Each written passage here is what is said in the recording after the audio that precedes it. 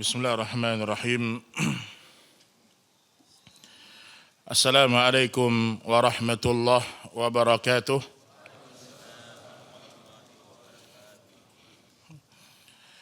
Innal hamdalillah nahmaduhu wa nasta'inuhu wa nastaghfiruh wa na'udzu billahi min shururi anfusina wa sayyiati a'malina. Man yahdihillahu fala mudilla lahu wa man yudlil fala hadiya lahu. Ashhadu an la ilaha illallah wahdahu la syarika lah wa ashhadu anna Muhammadan abduhu wa rasuluh. Ya ayyuhalladzina amanu taqullaha haqqa tuqatih wa la tamutunna illa wa antum muslimun. Amma ba'du fa inna asdaqal hadithi kitabullah wa khairal hadi hadi Muhammadin sallallahu alaihi wasallam wa syarral umuri muhdatsatuha fa inna kulla muhdatsatin bid'ah wa kulla bid'atin dhalalah wa kulla dhalalatin finnar. Kaum muslimin dan muslimat rahimani wa rahimakumullah. Alhamdulillah pada malam hari ini kita bisa kembali melanjutkan bahasan kitab Tauhid, buah karya Syekh Muhammad bin Abdul Wahhab rahimahullahu ta'ala rahmatan wasi'ah. Baik ikhwatal iman, kita masih pada bab yang sama, di bab ke-23. Masih tersisa dua dalil, hadis Tsauban radhiyallahu ta'ala anhu. Masih pada bab sesungguhnya di kalangan umat ini ada yang akan menyembah berhala. Pada pertemuan yang lalu kita sudah membahas bahwasanya bagaimana sebagian dari kaum muslimin selangkah demi selangkah mereka mengikuti orang-orang Yahudi dan Nasrani. Dan pada pertemuan malam hari ini kita akan masuk pada hadis yang baru, riwayat Imam Muslim dari Tsauban radhiyallahu ta'ala anhu wa ardhah. Tsauban, beliau adalah pelayannya Rasulullah sallallahu alaihi wasallam dan beliau menemani Nabi sallallahu alaihi wasallam, termasuk sahabat yang terus-menerus atau sering melayani Rasulullah sallallahu alaihi wasallam. Kemudian beliau menetap di Syam dan wafat pada tahun 54 Hijriyah. Wafatnya pada tahun 54 Hijriyah. Baik, hadis dari Tsauban radhiyallahu taala anhu bahwasanya Rasulullah sallallahu alaihi wasallam bersabda.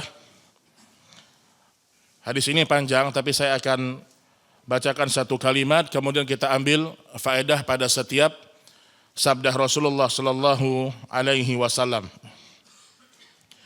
Rasulullah sallallahu alaihi wasallam bersabda, "Innallah zawa liyal arda fara'aitu masyariqaha wa magharibaha wa inna ummati sayablughu mulkuha ma zuyali minha."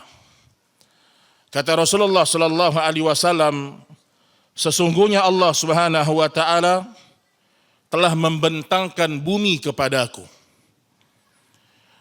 Artinya Allah menampakkan kepada Nabi sallallahu alaihi wasallam belahan bumi timur dan barat. Wallahu a'lam bagaimana Allah menampakkannya kepada Nabi. Namun kita beriman kepada hadis ini, Allah membentangkan bumi untuk Rasul sehingga Rasul sallallahu alaihi wasallam mengatakan, aku pun dapat melihat belahan timur dan belahan baratnya. Wa u'titu al-kanzain. Kemudian kata Nabi sallallahu alaihi wasallam, saya belughu mulkuha ma zuyaliya minha. Dan sesungguhnya umatku, maksudnya umat yang datang setelah Nabi sallallahu alaihi wasallam, kekuasaan mereka akan mencapai belahan bumi yang telah dibentangkan kepadaku. Di sini termasuk alamatun nubuwah. Kata para ulama, di sini tanda-tanda kenabiannya Nabi sallallahu alaihi wasallam, apa yang dikabarkan oleh beliau terjadi. Yang Nabi sebutkan apa? Diperlihatkan kepadaku timur dan barat. Kemudian nanti umatku akan menguasai timur dan barat. Dan Allah tidak menjelaskan tentang utara dan selatan. Dan memang yang terjadi adalah kaum muslimin, terkhusus di masa Umar ibn Khattab radhiyallahu taala anhu, dan nanti di akhir zaman akan terulang. Mereka akan menaklukkan kekuasaan sampai ke 2 negeri. Saya bacakan di sini, ya. Wa a'titul kanzain. Kemudian aku diberikan oleh Allah Subhanahu wa taala 2 perbendaharaan atau 2 simpanan. Al-ahmara wal abyad. Merah dan putih. Tenang, bukan Indonesia ini ya, bukan Indonesia. Jangan jadi bahlul, jangan. Nanti Nabi Sulaiman bangun candi Borobudur, macam-macam orang, Pak. Nah, dibilang ini Indonesia, Masya Allah. Nabi sudah tahu dengan Indonesia. Terbukti Islam masuk ke Indonesia. Yang dimaksud dengan merah dan putih, siapa yang tahu? Merah maksudnya apa? Angkat tangan. Persia. Putih? Romawi. Masya Allah. Baju antum juga merah soalnya. Masya Allah. Fadal, antum dapat yang kasih. Dari panitia. Barakallahu fiik. Nah, Nabi SAW mengatakan al-ahmara wal abyad. Merah dan putih. Persia dan Romawi. Wa inni sa'altu rabbi li ummati alla yuhlikaha bisanatin bi'ammah. Dan aku telah diberi, dan aku meminta kepada Rabbku agar umatku jangan dibinasakan karena paceklik yang berkepanjangan. Jadi dikabulkan oleh Allah Subhanahu wa taala. Tidak ada sejarahnya seluruh umat Islam mereka mati semuanya karena paceklik yang berkepanjangan. Sebagian tempat iya. Tapi yang dimaksud dari hadis ini semua kaum muslimin. Itu tidak akan pernah terjadi sampai hari kiamat. Gak akan terjadi. Jadi dikabulkan oleh Allah Subhanahu wa taala. Wa alla yusallit alaihim aduwan min siwa anfusihim. Aku meminta kepada Rabbku juga, jangan dikuasakan kepada musuh selain dari kaum mereka sendiri. Sehingga musuh itu nantinya akan merampas seluruh negeri mereka. Permintaan Nabi SAW yang kedua, jangan sampai musuh menguasai atau menguasai kaum muslimin sehingga akan memberikan mudarat kepada kaum muslimin. Baik, saya baca dulu ya lanjutan hadisnya. Qala, maka Allah Subhanahu wa taala berfirman, "Ya Muhammad, wahai Muhammad sallallahu alaihi wasallam, inni idza qadaitu qadaan fa innahu la yuraddu." Wahai Muhammad sallallahu alaihi wasallam, kalau aku telah memutuskan satu perkara, satu keputusan, maka tidak ada yang bisa menolaknya. Artinya di sini penegasan bahwasanya Nabi pun sallallahu alaihi wasallam tidak mampu merubah takdir. Nabi minta sama Allah, iya, tapi belum tentu semua dikabulkan. Kalaulah Nabi saja tidak kuasa untuk mengatur takdir, mengatur perkara yang gaib, apalagi selain Nabi sallallahu alaihi wasallam. Apalagi para malaikat, apalagi wali-wali Allah, apalagi berhala dan batu. Maka untuk apa kita beribadah kepada selain Allah Subhanahu wa taala? Wa inni a'taituka li ummatika alla uhlikahum bisanatin bi'ammah. Kata Allah, aku telah memberikan kepadamu untuk umatmu agar aku tidak membinasakan mereka dengan paceklik yang berkepanjangan. Artinya ini dikabulkan oleh Allah Subhanahu wa taala. Wa alla usallita alaihim aduwan min siwa anfusihim fayastabiha ba'datahum. Kata Allah Subhanahu wa taala, dan agar aku tidak menjadikan seorang musuh berkuasa atas mereka dari selain kaum mereka sendiri, sehingga musuh itu merampas seluruh negeri mereka.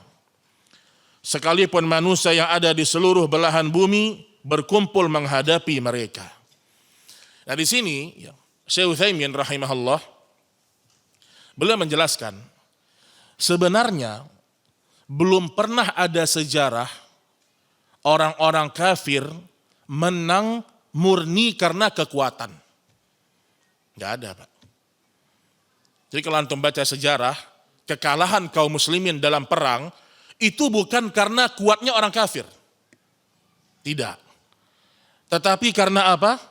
Lemahnya kaum muslimin. Ini faedah dari Syekh Utsaimin ketika beliau mensyarah hadis ini di antaranya. Dan terjadinya kelemahan kaum muslimin itu bukan karena sedikitnya senjata, bukan hanya itu. Tapi karena mereka melakukan dosa dan maksiat. Contoh di perang Uhud, kata Syekh Utsaimin. Di perang Uhud, para sahabat hanya melanggar satu sunnah Nabi Sallallahu Alaihi Wasallam. Apa yang para sahabat langgar? Jangan turun. Iya. Apapun yang terjadi jangan turun. Ini sunnah Nabi, ini perintah Nabi. Dan para sahabat orang-orang yang senantiasa mengikuti sunnah dalam kehidupan mereka. Tapi ketika mereka tidak mengikuti petunjuk ini, maka Allah menakdirkan mereka kalah. Jadi kata Syekh Utsaimin, menangnya orang-orang kafir bukan karena mereka kuat, bukan. Tapi karena lemahnya umat Islam. Karena lemahnya umat Islam. Kalaulah seandainya satu sunnah saja membuat para sahabat itu kalah dalam satu perang Uhud, maka sangat wajar di masa kita sekarang kita tidak pernah bisa mengalahkan orang-orang kafir. Karena sunnah ditinggalkan, dosa maksiat dilakukan, iya atau tidak? Iya. Jadi bukan karena kuatnya orang kafir, enggak Pak. Tapi murni lemahnya kaum muslimin. Baik, kemudian Allah Subhanahu wa taala melanjutkan, walau ijtama alaihim min biaqtariha, mereka tidak akan pernah menguasai kalian walaupun mereka berkumpul menghadapinya, hatta yakunu ba'duhum yuhlika ba'dan wa yasbi ba'duhum ba'da, sampai umatmu sendiri sebagian mereka menghancurkan sebagian yang lain dan sebagian mereka menawan sebagian yang lain. Jadi maksudnya di antara kehancuran umat Islam, kalahnya kaum muslimin karena berperang antara mereka dengan mereka. Perang saudara. Penyebab kemundurannya kaum muslimin bukan karena kaum muslimin kalah melawan orang kafir. Tetapi terjadi pembunuhan antara muslim dengan muslim. Dan inilah yang telah terjadi pertama kali di masa siapa, Pak? Sebelumnya di masa Utsman. Itulah pertama kali peristiwa di mana muslim membunuh muslim. Dan itulah demo pertama dalam sejarah. Antum kalau baca sejarah demo pertama dalam Islam, yaitu. Dan tidak ada demo dalam Islam. Pemberontakan pertama kali terjadi, itu dilakukan di masa Utsman. Dan mereka memiliki dua kubu yang bergabung. Di atas pengawasannya Abdullah bin Saba. Di situ ada Khawarij, dan di situ ada Syiah. Jadi enggak ada sejarahnya orang Islam itu demo, enggak ada, Pak. Sekali mereka demo, terbunuh Utsman. Maka dalam Islam, kata Ibnul Qayyim rahimahullahu ta'ala, nanti ada bahasan di sini tentang masalah kepemimpinan, untuk menegakkan agama, bersabar terhadap pemimpin yang zalim, dan berkeyakinan ketika tersebarnya ulama-ulama sesat.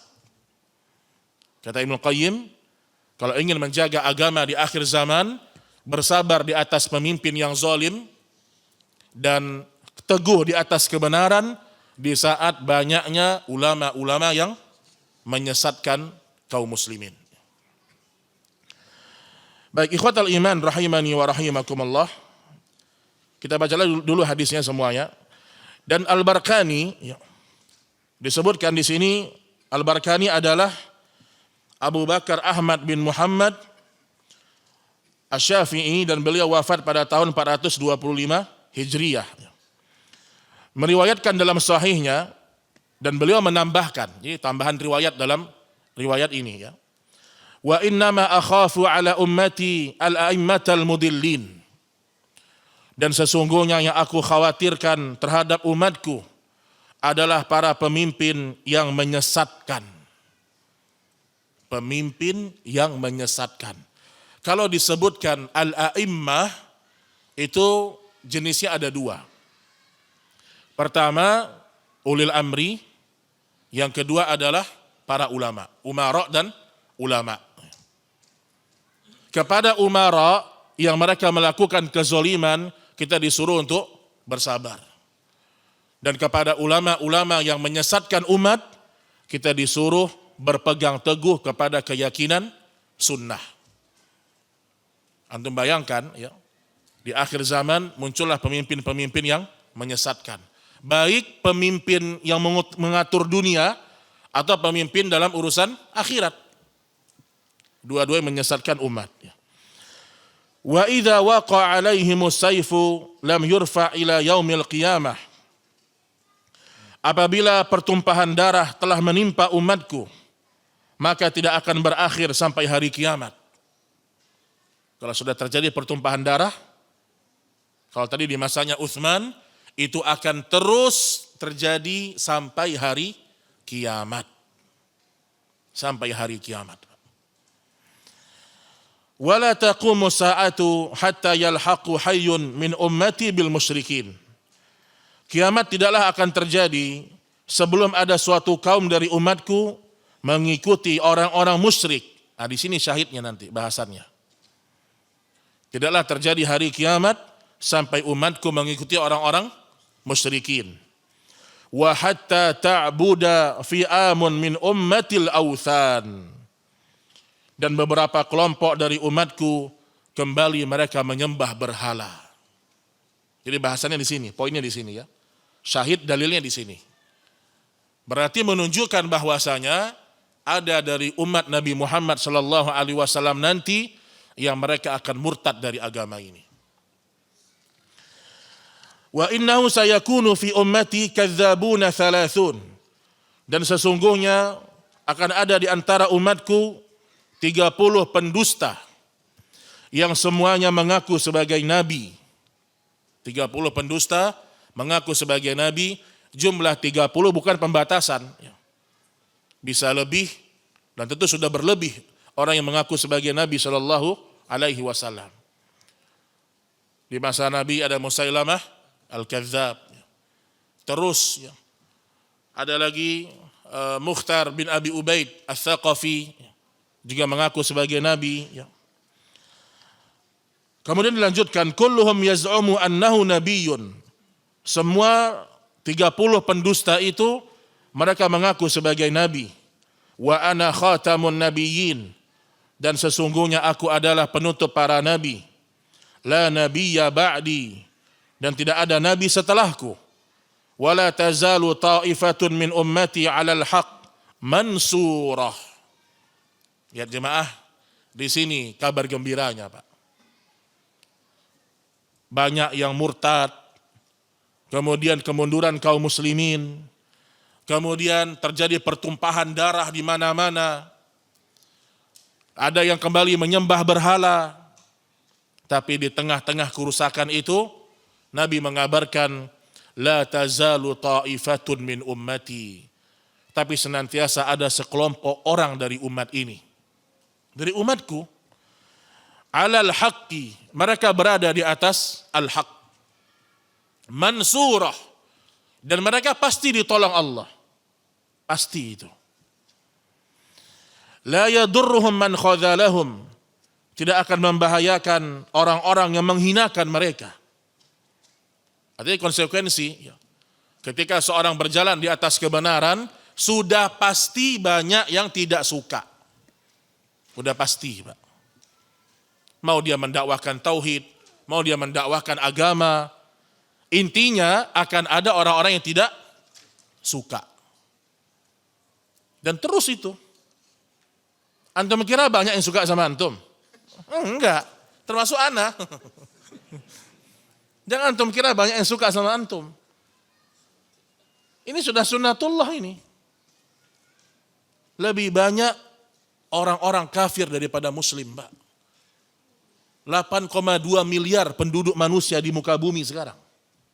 Yang muslim hanya 2 miliar. Ini yang 2 miliar pun belum tahu nih. Mana yang bertauhid, mana yang bercampur dengan kesyirikan, mana yang sholat, mana yang akidahnya lurus. Dari 2 miliar berapa orang? Berapa orang dari 2 miliar? Tetapi yakinlah ya, orang kalau berada di atas kebenaran, pasti dia diganggu. Pasti diganggu, pasti dicaci maki. Semakin dia memperjuangkan, semakin terlihat gangguan itu. Dan itu terjadi, Pak. Ulama dari masa ke masa di penjara. Ibnu Taimiyah di Damaskus sampai 8 kali masuk penjara. Imam Ahmad di masa hidupnya. Terus begitu. Makanya kata Syekh bin Baz, kata Imam Syafi'i rahimahullah, carilah ulama-ulama yang dibenci oleh orang-orang kafir. Karena biasanya ulama-ulama yang dibenci oleh orang kafir, itulah ulama-ulama yang berada di atas kebenaran. La yadurruhum man khadzalahum hatta ya'tiya amrullah tabaraka wa ta'ala. Sampai datang ketetapan Allah Subhanahu wa ta'ala, yaitu mendekati datangnya hari kiamat. Baik, ikhwatal iman rahimani wa rahimakumullah. Ada beberapa faedah yang bisa kita ambil dari hadis yang mulia ini. Yang pertama, terjadinya kesyirikan di kalangan umat Islam dan bantahan atas orang-orang yang mengingkarinya. Karena Nabi Shallallahu Alaihi Wasallam mengabarkan sebagian umatnya akan menyembah berhala. Ini seperti kita pernah sampaikan, ada sebagian orang dia memiliki keyakinan umat Islam tidak mungkin murtad. Maka terbantahkan dengan hadis ini, Pak. Nabi sudah mengatakan umatku akan ada yang menyembah berhala. Terbantahkan dengan adanya hadis ini. Kemudian yang kedua, nanti saya tambahkan sebagian rincian dari penjelasan para imam ya. Hadis ini merupakan salah satu tanda yang menunjukkan bahwa Nabi kita Muhammad sallallahu alaihi wasallam benar-benar seorang nabi. Karena beliau mengabarkan hal yang belum terjadi pada zaman beliau dan ternyata semuanya benar-benar terjadi. Jadi banyak kisah-kisah, banyak sabda-sabda Rasulullah yang mungkin mustahil terjadi di masa itu. Tapi Nabi diberikan wahyu oleh Allah untuk membicarakan sesuatu yang akan terjadi di akhir zaman. Dan semuanya betul, Pak. Semuanya betul. Ini tanda-tanda kenabian. Beda sama uskun, beda. Kalau si uskun dia meramal, gagal terus ramalannya. Tahu si uskun kan? Ustadz dukun. 2012 kiamat, mana enggak kiamat juga. 2023 kiamat, enggak juga. Karena mereka bukan diberikan wahyu, bukan. Tapi kalau Nabi yang sudah berbicara, pasti terjadi. Pasti terjadi, Pak. Antum kalau baca tanda-tanda kiamat kecil, semuanya udah kita lihat sekarang. Mayoritasnya sudah kita lihat. Orang yang dusta dikatakan jujur, udah atau belum? Yang jujur dikatakan pendusta. Udah. Kemudian jumlah wanita lebih banyak, terjadinya perzinaan, terjadinya pembunuhan, Macam-macam, sudah terjadi semuanya, semua terjadi semuanya. Ini sesuai dengan sabda Rasul sallallahu alaihi wasallam. Kemudian yang ketiga, kesempurnaan kasih sayang Nabi kepada umatnya, yaitu beliau meminta kepada Allah agar umatnya terjaga dari keburukan. Tadi Nabi meminta sama Allah agar umatnya diselamatkan. Di antaranya dari paceklik yang panjang. Nabi itu Pak sangat sayang kepada umatnya.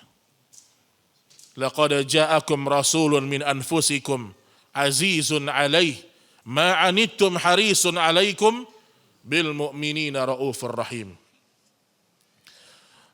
Telah datang kepada kalian seorang rasul yang dia cinta kebaikan kepada kalian, harisun alaikum, dan dia kepada orang-orang yang beriman begitu raufur rahim, penyayang, pengasih. Itu Nabi kita Muhammad sallallahu alaihi wasallam. Antum lihat ya, betapa sering hadis menyebutkan ummati ummati. Ketika di padang mahsyar, ketika menyeberang sirat, ummati salimni, salim salim ummati. Itu Nabi ingatkan juga kepada kita. Makanya alangkah tidak bersyukurnya kita kalau tidak membela sunnah Nabi kita Muhammad sallallahu alaihi wasallam. Dan Nabi kasih sayangnya sempurna, Pak. Anak-anak kecil merasakan kasih sayang Nabi. Antum lihat ya. Ini tadi saya dapat faedah, saya dengar ada semacam cuplikan dari masyayikh ya. Kasih sayang Nabi kepada anak-anak kecil. Nabi tidak pernah menghardi anak kecil, tidak pernah. Tidak pernah, Pak. Membentak, jangan ribut ya, enggak ada itu, Pak. Anak kecil enggak ada, Pak. Kenapa? Para ulama mengatakan anak kecil itu kalau dia sering dibentak, kecerdasannya hilang. Kecerdasannya berkurang. Dan nanti kalau dia sudah dewasa, dia jadi anak yang penakut, minderan. Coba antum lihat. Anak-anak yang dari kecil dibentak sama bapaknya, dimarahin. Ketika dewasa dia enggak pede jadi orang. Dia tidak pede. Makanya dalam Islam, Nabi berkasih sayang sama anak-anak. Tetapi Nabi juga disiplin. Yang tidak boleh Nabi kasih tahu. Contoh, ketika cucunya memakan kurma zakat. Masih kecil itu Pak. Dan disuruh muntahkan oleh Nabi Shallallahu Alaihi Wasallam. Ada ranah-ranah yang tidak boleh Nabi tegas. Tapi Nabi tidak marah. Tidak menghardi. Tidak menghardi. Ya. Apalagi anak-anak, Pak. Subhanallah ya. Ada salah seorang sahabat ya, dia punya 10 anak. Kemudian dia melihat Nabi mencium kepala anak-anak di ketika itu, dia mengatakan, "Ya Rasulullah, saya punya 10 anak, saya enggak pernah cium kepalanya." Nabi mengatakan, "Man la yarham la yurham." Barang siapa yang tidak menyayangi, maka dia tidak akan disayangi. Jadi salah itu kalau ada guru yang sama anak kecil terlalu keras, salah itu Pak. Terlalu keras. Apalagi keras pada urusan-urusan yang yang di bawah sholat ya. Untuk sholat saja usia 10 tahun itu dipukul dengan pukulan yang darban ghairu mubarrih. Pukulan yang pendidikan. Sekarang ada anak misalnya nih, dia setor anabaknya masih salah-salah, gurunya ngamuk. Sholat aja nggak sampai begitu marahnya Nabi. Masa dalam masalah hafalan sampai seperti itu. Nabi rahim kepada anak-anak. Ya.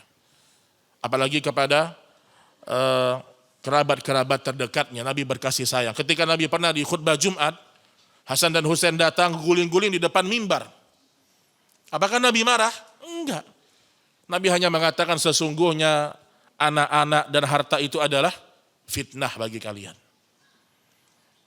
Ini satu faedah. Kemudian juga sedikit saya ingin tambahkan aja. Anak kecil itu Pak, daya tangkapnya kan kuat. Dan dia bisa menerawang, otaknya itu berkembang. Di antara nasihat dari sebagian para ulama, anak itu jangan terlalu sering dia menonton visual. Contoh begini, contoh ya. Antum kisahkan tentang kisah Nabi Nuh. Tapi antum buatkan semacam film. Ini kurang bagus untuk perkembangan otak si anak. Kenapa? Ketika antum kisahkan kisah Nabi Nuh, ada kapalnya, kemudian terjadi banjir, maka anak tersebut tidak berkembang pikirannya. Udah, yang dia lihat itu sudah. Tapi kalau antum tidak tuliskan, antum hanya bercerita begini, dia menerawang, ya atau tidak? Kapal Nabi Nuh gimana? Dia akan bermain dengan pikirannya. Terjadi banjir seperti apa? Dan itu tanpa dia sadari akan membuat dia cerdas. Tapi kalau kita tunjukkan gambar, udah itulah yang dia pahami. Ya atau tidak? Iya. Dan ini pernah para asatidzah juga sampaikan ya. Ada hal-hal sederhana terkadang kita lupa ya. Baik jemaah sekalian rahimani wa rahimakumullah. Kemudian yang keempat dari hadis yang mulia ini, penetapan sifat al-qaul bagi Allah Subhanahu wa taala sesuai dengan keagungannya. Kemudian yang kelima, peringatan terhadap umat Islam dari perselisihan dan pertentangan karena kebinasaan mereka disebabkan pertentangan di kalangan mereka sendiri. Antum ingat kenapa sebabnya Lailatul Qadar dicabut ilmunya dari Nabi? Apa sebabnya? Karena ada dua orang yang bermusuhan di malam itu. Tadinya Allah memberikan ilmu kepada Nabi tentang Lailatul Qadar. Tapi pada malam itu ada orang yang bermusuhan, Allah mencabut dari pengetahuan Nabi tentang Lailatul Qadar. Itu antara muslim dengan muslim. Azan jemaah? Belum ya? Baik, kemudian yang keenam, peringatan dari para penguasa, ulama, ahli ibadah, dan da'i-da'i yang sesat. Jadi sudah menjadi sunnatullah, penguasa itu memang melekat pada dirinya kezoliman. Tapi kita diperintahkan untuk sabar. Sabar bukan berarti meridhoi kezoliman mereka, bukan. Karena kalau kita tidak sabar, akan terjadi mudarat yang sangat besar. Tertumpahnya darah kaum muslimin. Sampai Syekhul Islam mengatakan, belum ada sejarah tegaknya negeri Islam dengan cara pemberontakan. Dengan cara pemberontakan, belum ada sejarahnya. Jadi penguasa-penguasa yang zalim kita bersabar, kemudian berhati-hati dari para da'i-da'i yang menyesatkan umat. Baik, kemudian yang ketujuh, kedustaan setiap orang yang mengaku sebagai nabi setelah Nabi Muhammad sallallahu alaihi wasallam. Kedustaan bagi orang yang mengaku sebagai nabi setelah Nabi Muhammad sallallahu alaihi wasallam, walaupun dia mengakui nabi itu adalah utusan Allah. Seperti Mukhtar bin Ubaid, kalau antum baca Ats-Tsaqafi, yang dia berjumpa dengan Ummu Salamah ya. Berjumpa dengan Asma. Kata Asma, wahai Mukhtar bin Ubaid, Nabi pernah mengabarkan kepadaku bahwasanya nanti ada orang-orang yang mengaku sebagai nabi dari suku Tsaqif dan aku menyangka engkau orangnya. Nah, Mukhtar bin Ubaid ini disebutkan dia mengucapkan syahadat dan dia mengakui Rasulullah sebagai nabi. Tapi bersamaan dengan itu dia tetap mengaku dirinya sebagai nabi dan dia hidup di akhir-akhir masa para sahabat. Dan banyak orang yang mengikuti dia. Dan dari masa ke masa setiap kelompok sesat itu ada pengikutnya. Antum kalau sekarang, naudzubillah ya, antum buat aliran baru, ada pengikut antum. Coba aja tes, jangan dites lah. Pasti ada pengikut antum. Sedikit atau banyak. Makanya jangan sampai mengatakan sesuatu itu benar hanya karena sedikit atau banyaknya jumlah. Timbang semua dengan Alkitab dan As-Sunnah. Taib Allah Ta'ala a'lam bis-shawab. Setelah salat Isya kita lanjutkan. Wassallallahu ala nabiyina Muhammad walhamdulillahi rabbil alamin. Kaum muslimin dan muslimat rahimani wa rahimakumullah. Sebagai penutup majelis, saya akan membacakan sebagian dari mauqif ahli sunnah minal fitan. Ya. Tadi kan Nabi SAW menyebutkan tentang fitnah-fitnah yang terjadi di akhir zaman. Termasuk fitnah banyaknya para ulama-ulama yang menyesatkan, banyaknya penguasa yang zalim, terjadinya pembunuhan. Maka seorang ahlu sunnah harus memiliki mauqif. Bagaimana sikap ahlu sunnah ketika menghadapi fitnah. Ada beberapa poin. Yang pertama, al-imanu anna kullama waqa'a fil ummah fahuwa biqadrillah. Al-iman, kita beriman kepada Allah bahwa setiap yang terjadi, ma waqa', apa yang terjadi dari satu peristiwa dan peristiwa-peristiwa di permukaan bumi, itu semua terjadi dengan takdirnya Allah Subhanahu wa ta'ala. Bahkan termasuk peristiwa-peristiwa yang kita disuruh untuk diam oleh sebagian para salaf. Misal terjadi perselisihan antara para sahabat, yang dikhawatirkan kalau seorang berbicara dia menghina sahabat yang satu, kemudian mengangkat sahabat yang satunya. Sampai Imam Ahmad pernah menyebutkan diam dalam perselisihan para sahabat, misal perang Jamal, perang Siffin, itu juga bagian dari mauqif ahli sunnah. Artinya semua terjadi dengan takdirnya Allah tabaraka wa ta'ala. Disebutkan ahlu sunnah yu'minuna annal fitan wal iktitala wad da'fa alladhi akhbara bihi an-nabiy sallallahu alaihi wasallam kulluhu bimasyiatillah wa qadarih. Sesungguhnya semua fitnah yang terjadi, pertumpahan darah yang terjadi, munculnya para pendusta, ulama-ulama su', itu semua terjadi dengan takdirnya Allah Subhanahu wa ta'ala. Walakinnahu yabtali bihim liyamiza as-sadiq minal kadhib. Tetapi Allah takdirkan seperti itu, ada hikmahnya. Liyamiza as-sadiq minal kadhib, untuk membedakan mana yang jujur dan mana yang pendusta dalam agama. Biasanya Pak, di musim-musim fitnah tersingkaplah hakikat manhaj seseorang. Musim-musim kampanye, itu kelihatan itu Pak. Mana yang benar-benar, mana yang tidak tegas. Musim-musim pemilu akan kelihatan itu. Mana yang selama ini cuma ngaji, duduk, faham tidak faham. Ketika terjadi fitnah akan terlihat. Fitnah itu menyingkap hakikat seseorang. Fitnah itu menyingkap hakikat seseorang. Tunggu 2029.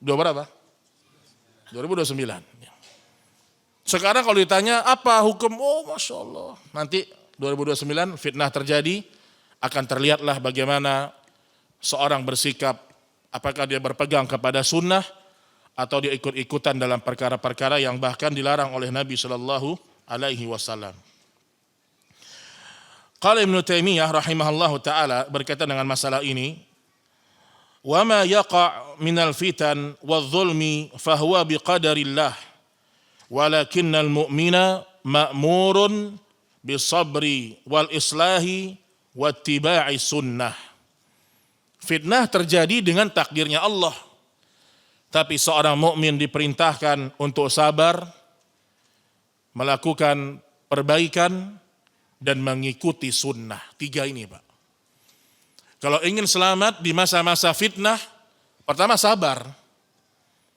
Ada masalah-masalah yang kita disuruh diam. Udahlah diam, gak usah komentar. Disuruh kita sabar. Yang kedua, seorang disuruh melakukan perbaikan. Tapi ingat, perbaikan yang dilakukan bukan motivasi tanpa ilmu. Betapa banyak orang ingin memperbaiki negeri ini, tetapi tanpa ilmu, hanya dengan semangat kosong. Tetapi memperbaikinya dengan wattiba'i sunnah, mengikuti petunjuk Nabi Shallallahu Alaihi Wasallam. Itu yang pertama. Kemudian yang kedua, al-hadru minad dukhuli fil fitan. Peringatan agar tidak masuk ke dalam fitnah. Jangan ikut-ikutan dalam fitnah. Artinya kalau fitnah terjadi, antum jangan mendekat ke fitnah. Ahlus sunnah yarawna anna a'zama ma yusabuhu bihil muslimun huwa ad-dima wa tafarruq. Ahlus sunnah melihat bahwasanya sesungguhnya musibah terbesar yang menimpa seorang muslim yang berkaitan dengan dima wa tafarruq, pertumpahan darah dan perpecahan.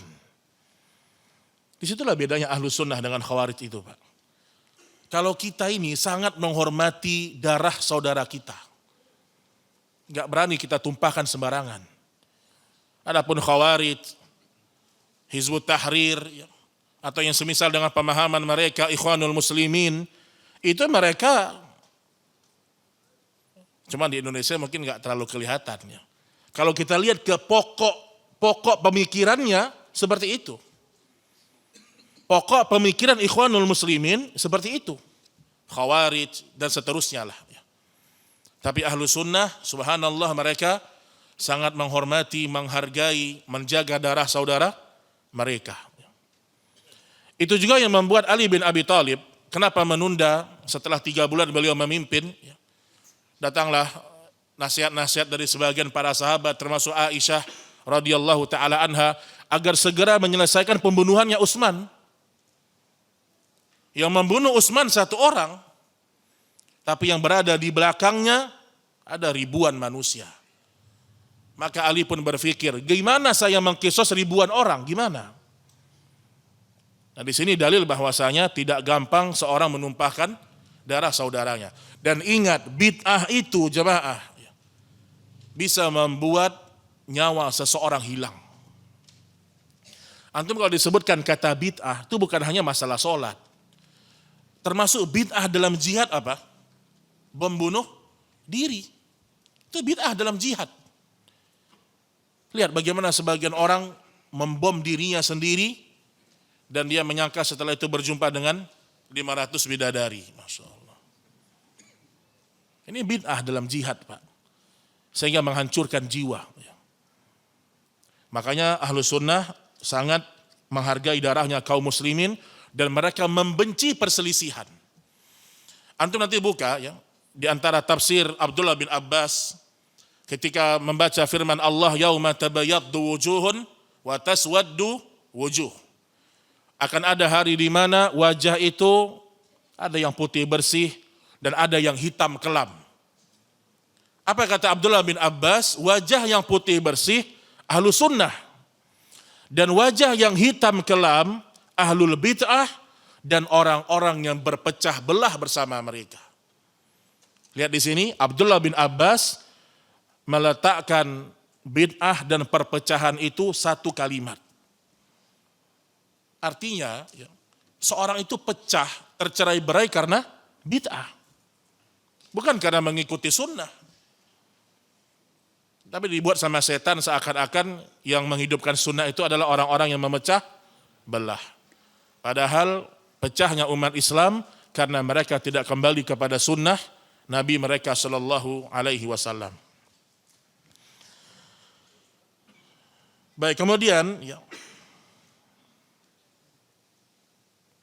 yang ketiga saya bacakan qala Ibnu Battah rahimahullahu taala al-fitnatu idza aqbalat arafaha kullu alim. Fitnah itu kalau sudah menjumpai kita, arafaha kulla alim. Maka orang-orang yang berilmu akan mengetahuinya. Makanya sebagian orang kalau dia tidak punya ilmu, dia akan menganggap syubhat, fitnah, itu sesuatu yang remeh bagi dia. Dan ingat jemaah, kalau sudah fitnah itu menimpa pemahaman kita, ini yang mengerikan, Pak. Ini yang mengerikan. Syubhat masuk, dan terkadang dia sulit untuk keluar. Kecuali orang-orang yang Allah rahmati, sehingga dia mendapatkan hidayah. Kemudian yang berikutnya,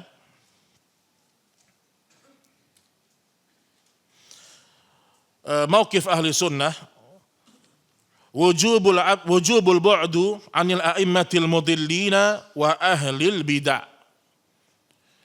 Kewajiban al-bu'd, menjauh dari imam-imam yang menyesatkan, wa ahlil bid'ah, dan tokoh-tokoh ahlul bid'ah. Disuruh menjauh bukan mendekat, Pak.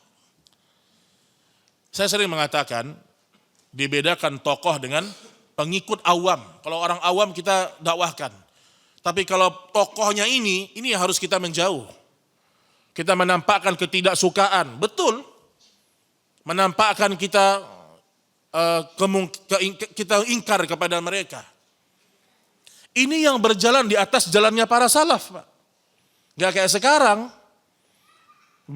bermudah-mudahan dengan tokoh-tokoh ahlul bid'ah, selfie bareng.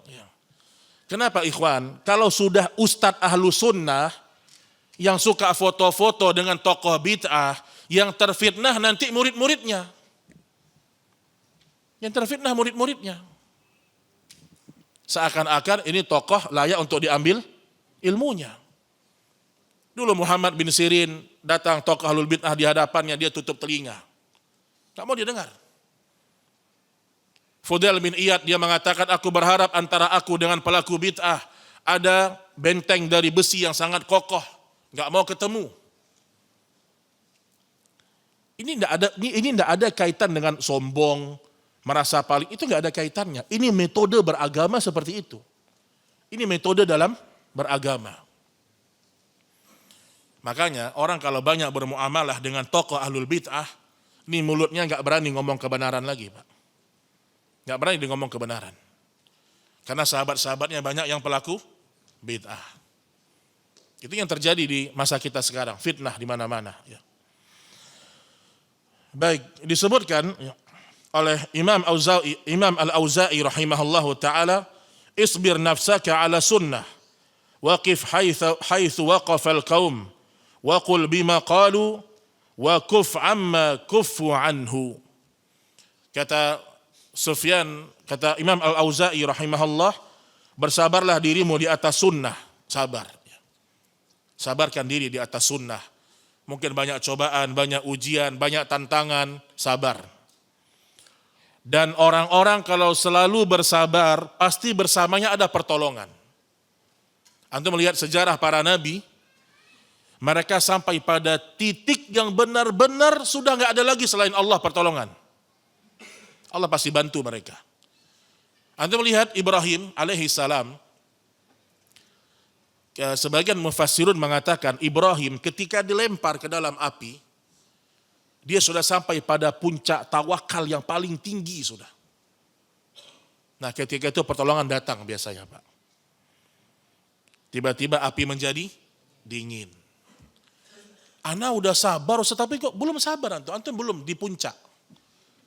Kalau antum di puncak, antum orang soleh, antum pasti ditolong. Itu sudah kebiasaan umat-umat terdahulu seperti itu. Kalau sekarang kita merasa belum ditolong, kita belum sampai pada ujian yang paling puncak, belum.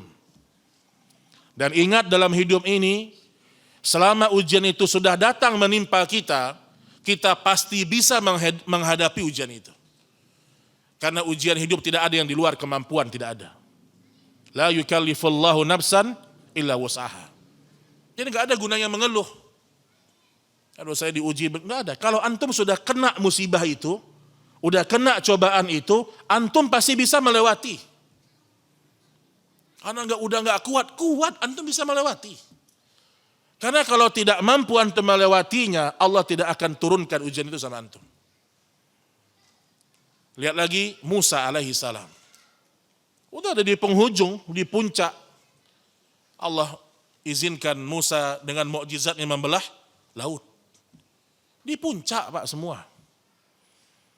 Makanya kita jangan tergesa-gesa menjadi seorang mukmin. Kok Allah belum tolong saya? Baca ya, Asmaul Husna, pelajari makna-maknanya. Ya.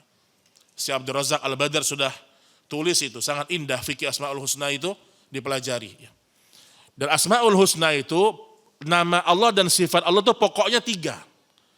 Allah, kemudian apa? Ar-Rabb, dan yang ketiga adalah Ar-Razzaq, Ar-Rahman. Ini 3 ini. Karena dia akan mewakili seluruh nama-nama dan sifat-sifat Allah.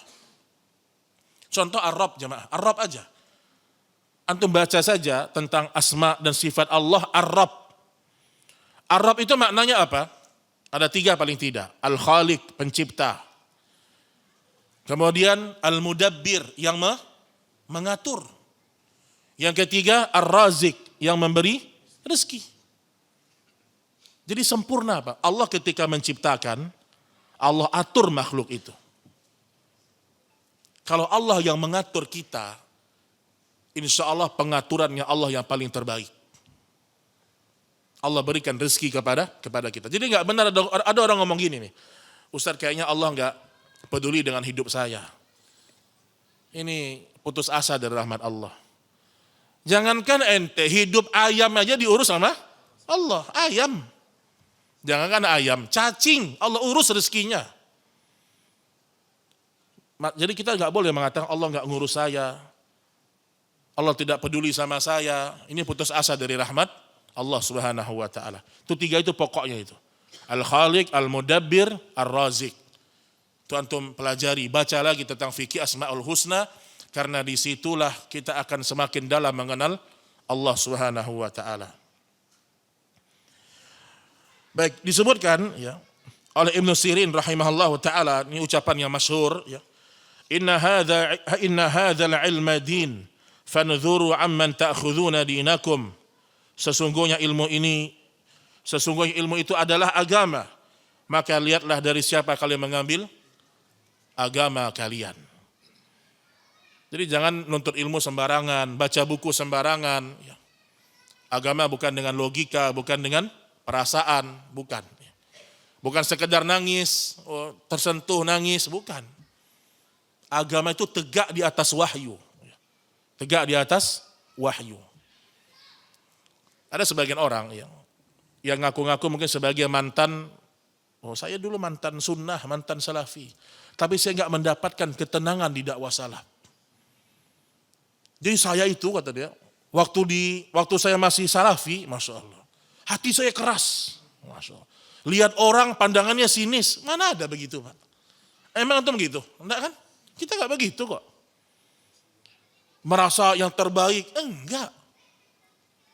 Akhirnya ketika saya pindah ke sufi, ke tasawuf, saya merasakan kesejukan. Masya Allah. Dikipas-kipas sama setan itu Pak. Enggak, maksudnya kadang-kadang orang ini, dia kena talbis iblis. Dia digambarkan oleh dia, keras ini. Enggak. Bukankah Ibnu Taimiyah itu pernah mengatakan ahlu sunnah itu orang yang paling berkasih sayang kepada manusia. Dan dia buktikan loh Pak Ibnu Taimiyah itu. Ibnu Taimiyah ketika musuh bebuyutannya meninggal, dia yang takziah ke sana. Dan dia mengatakan apa? Kepada anak-anak yang ditinggal oleh ayahnya, aku menanggung kehidupan kalian semuanya. Selama hidup dengan bapaknya berdebat, bermusuhan dalam dakwah. Tapi Ibnu Taimiyah membangunnya di atas murni menegakkan agama, murni. Jadi seorang harus memperhatikan dari mana dia mengambil ilmu agama. Baik, kemudian mungkin yang terakhir ya.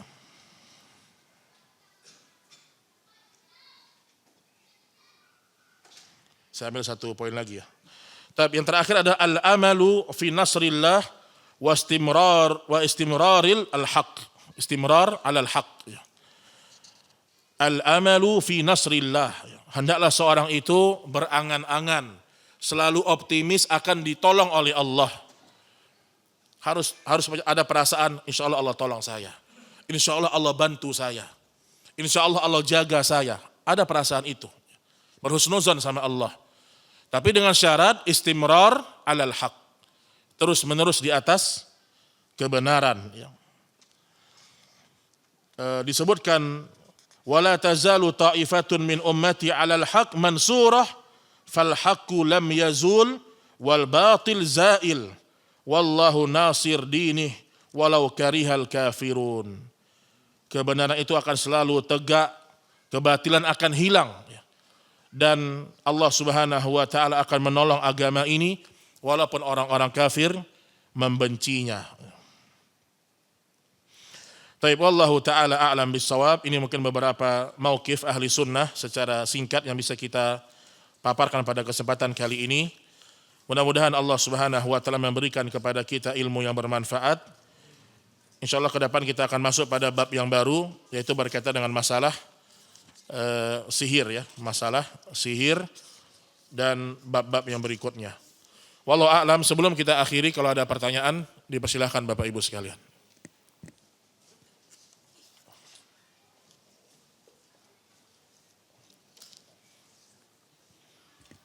Ibu-ibu, ada ibu-ibu?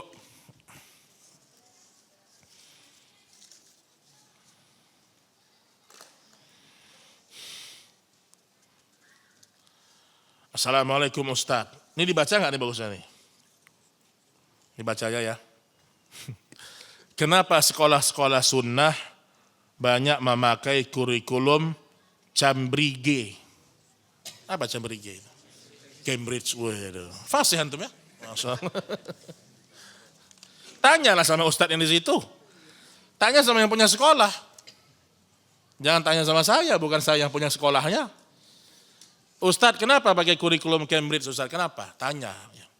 Dan dengarkan jawabannya. Dengarkan jawabannya apa. Apakah itu tidak termasuk tasyabbuh? Taib, ya. Saya tidak tahu bagaimana bentuk kurikulumnya, bagaimana nilai-nilai yang dipaparkan di sana. Tapi kalau antum tanya sama saya, tidak ada yang lebih sempurna daripada apa yang Nabi ajarkan. Tidak ada yang lebih sempurna daripada itu. Terkadang orang bukan ingin mempelajari kurikulumnya, bukan.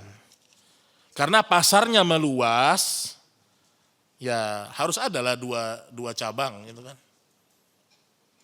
Dulu sebagian pondok-pondok sunnah, ya, mereka fokus diniyah bahkan sampai 95%. Di masa saya saja, saya bicara pengalaman saya aja. Dulu di masa saya Pak, hanya 2, matematika, bahasa Inggris. 2 itu aja dulu kurikulum umum. Itu pun boleh kadang-kadang nggak masuk silahkan. Daripada masuk matematika, murojaah di masjid aja lah. Ada saya punya guru, Ustadz Ibnu Sutopo namanya, hafizahullah. Ini Ustadz Masya Allah, ini guru matematika saya dulu. Sekarang beliau di Jogja, ya. Hafal Quran juga Masya Allah. Ya. Beliau umum, tetapi sekarang beliau sudah berdakwah Alhamdulillah, ya, dan jadi mudir di Jogja, di Pondok Harun Syafi'i. Ya. Itu dulu guru matematika saya. Dan saya setiap beliau ngajar, saya kabur terus. Karena pelajaran padat, Masya Allah. Itu baru 2 loh Pak, 2. Nah sekarang berkembang, akhirnya mulai berkurang, ya wallahu a'lam, tidak tahu apa sebabnya. Ya. Mungkin banyaknya permintaan, Ustadz anak-anak pengen paham agama juga, tapi nggak pengen jadi da'i. Ya. Jadi banyak pilihan lah. Saya nggak tahu juga kenapa sebabnya ya. Kalau dikatakan tasyabbuh, wallahu a'lam ya, saya tidak berani mengatakan karena dilihat dulu ini kurikulumnya seperti apa yang diajarkannya. Karena hukum asalnya ilmu dunia itu, pada hukum asalnya halal, antum a'lamu bi umuri dunyakum. Tapi perlu dilihat di situ apa yang diajarkannya.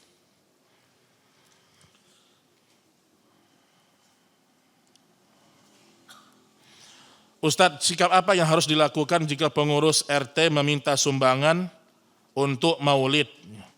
Sikap yang perlu dilakukan adalah, Pak, besok jangan kesini lagi Pak, saya nggak akan ngasih, bilang. Buang-buang waktu Pak minta sama saya, bilang. Jangan dikasih. Ya. Antum kalau nyumbang untuk maulid, antum ikut-ikutan dalam perayaan yang Nabi SAW tidak ridhoi. Nah, itu nggak usah bicara khilaf lah, jangan sosok semua khilaf. Ini bid'ah asliyah ini, tidak ada asal usulnya. Jangan hanya karena ada 1-2 ulama yang mungkin mengatakan boleh selama acaranya bagus-bagus saja. Jangan itu yang diangkat ke umat. Nah, yang diangkat adalah asal muasalnya siapa yang mengerjakan. Ini bid'ah asliyah, maulid Nabi ini bid'ah asliyah. Murni buatan, made in Syiah mulai, murni. Ya jadi kalau ada yang minta sumbangan seperti itu nggak usah kasih. Tapi bilang sama dia, kalau program masjid, program-program sosial, insya Allah saya bantu. Tapi kalau program yang satu itu saya nggak bantu.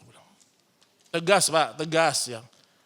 Antum kalau nggak enak sama orang berarti antum keyakinan terhadap ini bid'ah masih ragu antum. Masih ragu. Ya. Dan kita ini belajar untuk diamalkan Pak, untuk diamalkan. Bukankah bid'ah itu yang menghancurkan sunnah Nabi? Hancur sunnah gara-gara bid'ah. Ya jadi harus punya sikap dalam masalah yang seperti itu. Bagaimana cara Rasulullah berdakwah kepada orang kaya dan orang miskin? Apakah isi dan pendekatan dakwah beliau berbeda sesuai dengan kondisi mereka? Karena saya melihat cuplikan video seorang mengkritik cara dakwah sebagian ustadz yang tidak melihat customer behavior. Nggak ngerti dengan audiens itu maksudnya ya. Jadi ada ustadz ini nggak ngerti siapa yang dia dakwahkan. Ini yang ngomong siapa dulu ya. Kalau yang berbicara adalah seorang alim, intinya Bapak Ibu dalam dakwah betul ya.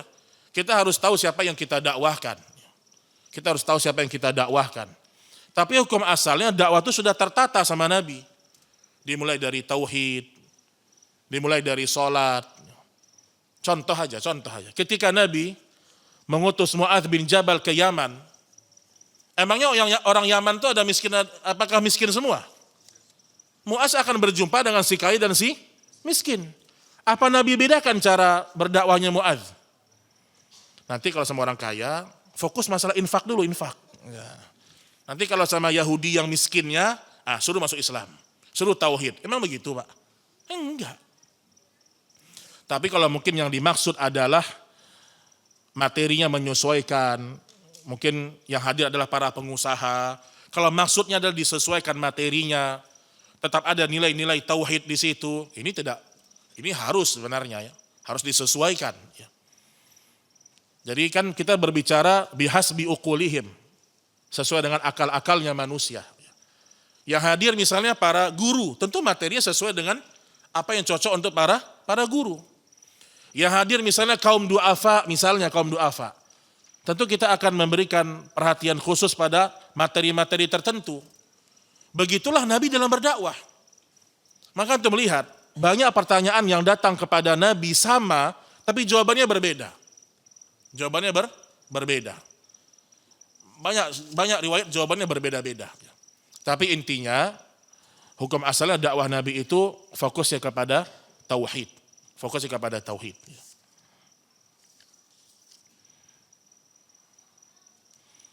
Ada yang bilang, Ustadz nanti kalau kita bahas rezeki itu dari Allah Ustadz, nanti biasanya orang-orang yang pemalas itu nggak mau kerja katanya. Ini kan tergantung masing-masing orang, tergantung. Ya. Jadi ada yang bilang kalau kita mengatakan nanti di akhirat yang lebih dahulu masuk surga adalah orang-orang miskin yang soleh.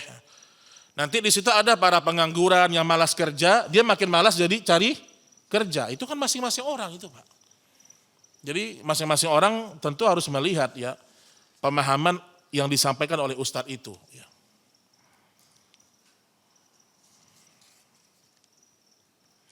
Ustadz, jika wanita sedang sholat berjamaah, apakah kaki imam dan kaki makmum itu sejajar Ustadz?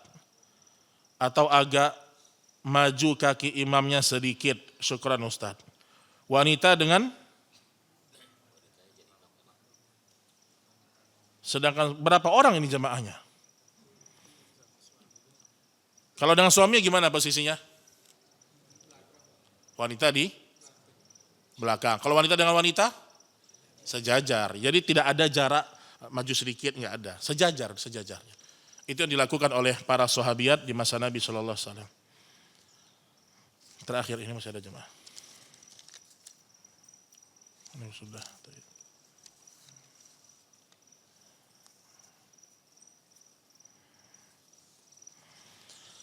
Afwan Ustaz, izin bertanya di luar materi. Jika ada seorang yang membuat orang lain masuk Islam, mana bisa antum membuat orang masuk Islam? Mana bisa? Hidayah dari Allah. Jadi kata-katanya harus ini ya. Jika ada seorang yang membuat orang lain masuk Islam, Masya Allah hebat kalian tuh. Kita nggak bisa buat orang masuk Islam. Innaka la tahdi man ahbabta. Tapi mungkin wasilah, mungkin maksudnya itu ya. Lalu si orang ini meninggal, dan orang yang mendapat petunjuk lewat perantaranya ini beribadah dengan benar dan menjadi orang soleh. Lalu apakah mu'allaf ini bisa memberi syafaat kepada orang yang membuatnya masuk Islam? Ya, ini sudah kita pernah bahas ya. Kalau dalam membahas syafaat, jangan ya antum ingat orang dulu. Ya. Jangan sandarkan diri sama orang dulu.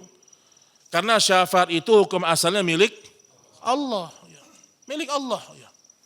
Jadi fokuslah meminta kepada Allah Subhanahu wa ta'ala. Ya, ada syafaat orang beriman, ada syafaatnya Nabi, ada, tapi dia tidak berdiri sendiri.